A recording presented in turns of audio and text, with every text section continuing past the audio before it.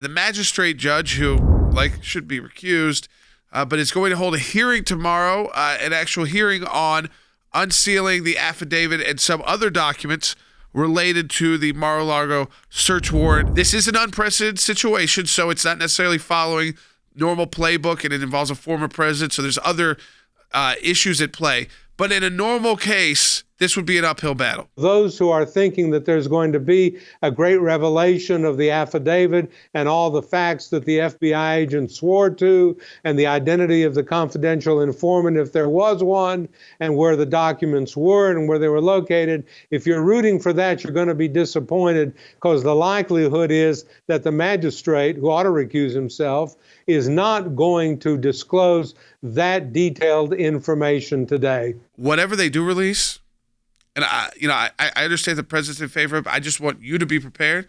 If anything does get released, it's going to be nasty. It's going to be accusing him of a crime, or other people around him of crimes. Right off the bat, this is what they would use to arrest you.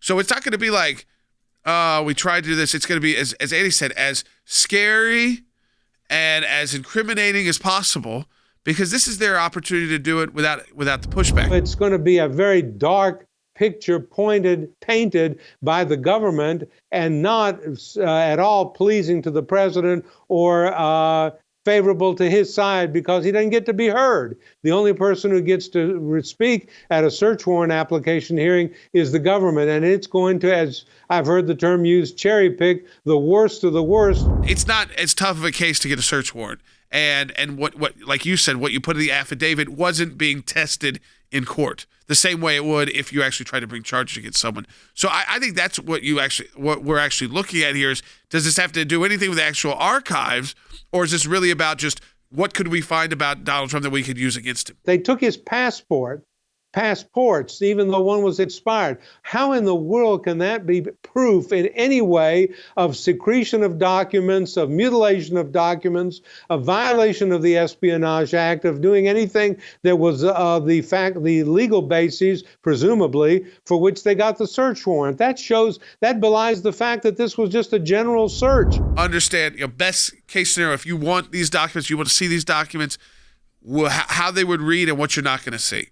And what you're unlikely to see is the information that you really want, which is who are their informants, like where are they basing this info, how did they get from June to August, and then the 2 years in between that, what was so urgent here to at this point say, okay, after 2 years we now need to go in with a search warrant, and we got to go in with a raid at 6 a.m. We didn't need to go in on Friday when we got it. We didn't need to go in 6 months ago or 18 months ago, but today. And so I don't think we're going to learn that, because I think they would end up redacting it even if there is a win here. But expect the unexpected in this world, because it's not normal.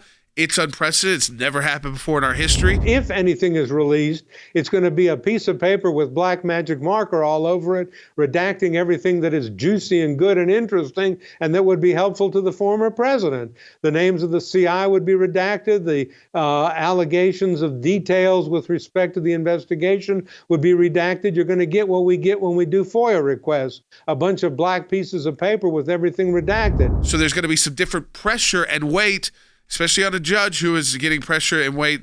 He's a magistrate judge too. They're not really used to being in the forefront in the news.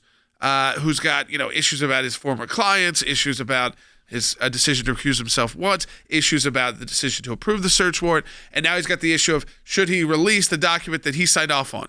So that puts a lot more pressure on him if it's not a well done affidavit.